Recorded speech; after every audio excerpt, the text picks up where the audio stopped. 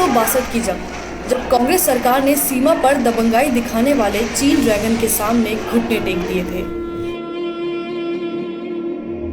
मगर आज जब इसी ड्रैगन ने भारत पर गुर्राना चाहा तो मोदी सरकार ने उसकी एक न चलने दी। कांग्रेस के समय हमें आंखें दिखाने वाला चीन मोदी सरकार के सामने सरेंडर कर चुका है। लेकिन ये सब इतना सरल नहीं था जितना लगता है। इसके लिए मोदी सरकार ने चीन को हर तरफ से घेर कर शिकस्त दी है, जिसकी मुरीद आज पूरी दुनिया हो चुकी है। इस वीडियो को देखकर आपको यकीन हो जाएगा कि कैसे पीएम मोदी के नेतृत्व में चीन पर हुई एक के बाद एक स्ट्राइक के बाद बौखलाया चीन एलएसी से पीछे हटने पर मजबूर हो गया। पहला प्लान, सेना को सशक्त और बॉर्डर इंफ्रास्ट्रक्चर को मजबूत किया। एलएसी पर चीन को करारा जवाब देने के लिए भारत ने लद्दाख में सैनिक और हथियारों की संख्या बढ़ाई। This is Indian territory. You go back. Border पर चीन की नापाक हरकतों पर इजराइल की हेरन ड्रोन से नजर रखी। चीन को मुंहतोड़ जवाब देने के लिए भारत ने एलएसी पर चिनूक और अपाचे हेलीकॉप्टर तैनात किए। चीन के किसी भी करतूत को रोकने के लिए एलएसी पर आकाश मिसाइलें तैनात की। दूसरी तरफ दुश्मन को पल में धूल चटाने वाले बैटल ग्रुप की तैनाती की गई। चीन की ओछी हरकतों पर नजर रखने के लिए मोदी सरकार ने लद्दाख 18 अत्याधुनिक युद्धक मोटर बोट भेजी। मोदी सरकार में 1962 के बाद पहली बार वायुसेना ने चीन के हर मंसूबे को नाकाम करने के लिए लद्दाख में T-90 टैंक एयरलिफ्ट किया। पल में दुश्मन के ठिकाने को नेस्तनाबूद करने वाले MiG-29 और सुखोई 30 फाइटर जेट को भी निगरानी पर लगा दिया गया। पीएम मोदी का चीन को सिर्फ संदेश था कि उसकी एक गलती की कीमत उस पर बहुत भारी पड़ सकती है। पीएम मोदी का चीन पर असली मास्टर स्ट्रोक लगाना तो अभी बाकी था।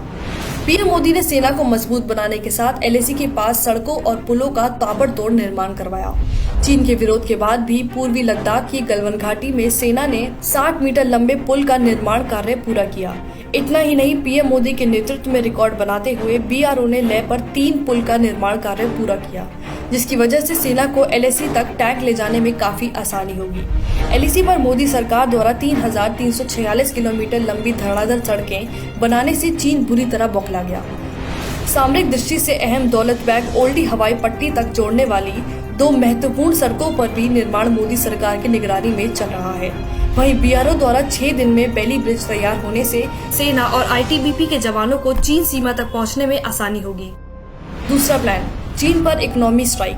देश की पीठ पर छुरा घोंपने वाले दुश्मन चीन को मोदी सरकार की इकोनॉमिक स्ट्राइक झेलनी पड़ी। पहले मोर्चे पर आकर पीएम मोदी ने चीन को औकात दिखाते हुए देश में नई एक क्रांति को जन्म दिया, जिसमें सरकार के साथ जनता और देश के व्यापारियों ने भी एक साथ मिलकर चीन के खिलाफ आवाज उठाई। मोदी सरकार ने सबसे पहले बीएसएनएल और एमटीएनएल को 4G के लिए चीनी उपकरणों के इस्तेमाल पर रोक लगाई। फिर भारतीय रेलवे ने भी चीन के साथ 400 किलोमीटर लंबा डेडिकेटेड रेल कॉरिडोर टेंडर खत्म किया। अब मोदी सरकार ने हाईवे प्रोजेक्ट में चीन की कंपनियां शामिल नहीं करने का निर्णय लिया, और अगर चीनी कंपनियां अन्य कंपनियों के साथ जॉइंट वेंचर बनाकर भी प्रोजेक्ट की बोली लगाती हैं, तो भी उन्हें टेंडर नहीं दिया जाएगा।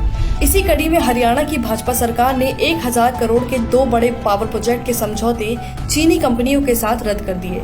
देश के व्यापारी संगठन यानी CAIT द्वारा 500 से अधिक चीनी वस्तुओं के बहिष्कार करने से दिसंबर 2021 तक चीनी आयात में करीब 1 लाख करोड़ रुपए की कमी आ सकती है। मोदी सरकार ने चीन को झटका देते हुए आयात होने वाले बिजली के सारे उपकरणों पर रोक लगा दी। देश के उद्योगपतियों ने भी चीन के खिलाफ मोदी सरकार की मुहिम का साथ दिया।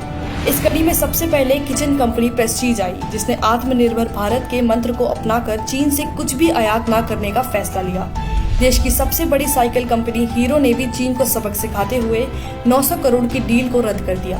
भारतीय स्टील कंपनी JSW ने चीन को झटका देते हुए 3000 करोड़ का आयात बंद किया, जिसका नतीजा भी दिखने लग गया है कि चीन के साथ व्यापार घाटा घटकर 63 से 48 अरब डॉलर हो गया है। तीसरा प्लान, डिजिटल स्ट्राइक। यही नहीं, मोदी सरकार ने चीन की अकड़ निकालने के लिए उस पर डिजिटल स्ट्राइक कर दी, जिसको लेकर चीन का दिल बैठ गया है। पीएम मोदी ने भारत में टिकटॉक, यूसी ब्राउजर जैसे 59 चीनी ऐप पर बैन लगा दिया। चीन के सरकारी अखबार ग्लोबल टाइम्स ने भी माना कि मोदी सरकार के इस कदम से उन्हें 6 अरब डॉलर की चपत लग सकती है। इसके साथ ही मोदी सरकार ने कड़ा फैसला लेते हुए अमेज़न, फ्लिपकार्ट जैसी वेबसाइट को भी आदेश दिया कि हर सामान के साथ उनका कंट्री ऑफ ओरिजिन की जानकारी भी दी जाए। इससे भारतीयों को स्वदेशी उत्पाद खरीदने में आसानी होगी। इस कदम से चीन की आर्थिक कमर टूटनी तय है। मोदी सरकार के डिजिटल स्ट्राइक के कदम की सराहना विश्व के सबसे शक्तिशाली देश अमेरिका ने भी की। चीन के 59 ऐप पर बैन लगाने के भारत के फैसले की अमेरिका ने तारीफ की है। अमेरिका के विदेश मंत्री माइक पोम्पियो ने कहा है कि ये फैसला भारत की संप्रभुता और राष्ट्रीय सुरक्षा को मजबूत करेगा।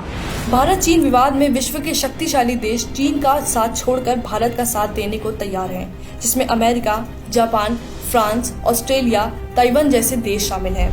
इतना ही नहीं, अमेरिका के टाइम्स स्क्वायर में रह रहे तिब्बती और ताइवानी लोगों ने चीन के खिलाफ नारेबाजी करते हुए भारत माता की जय के नारे लगाए। अमेरिका में रहने वाले भारतीय मूल के साथ साथ वहां रहने वाले तिब्बत और ताइवान के लोगों ने न्यूयॉर्क के टाइम्स स्क्वायर पर एक साथ मिलकर चीन के खिलाफ विरोध प्रदर्शन किया।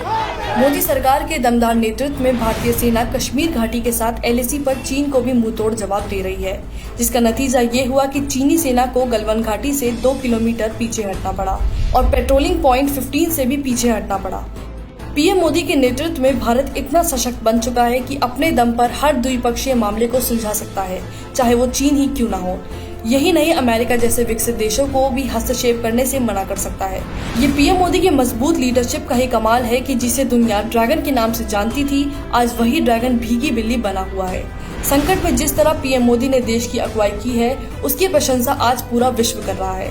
देश की जनता के लिए इससे बढ़कर और क्या अभिमान की बात हो सकती है। हम वो लोग हैं जो बांसुरीधारी कृष्ण की पूजा करते हैं, हम वही लोग हैं जो सुदर्शन चक्रधारी कृष्ण को भी आदर्श मान करके चलते हैं।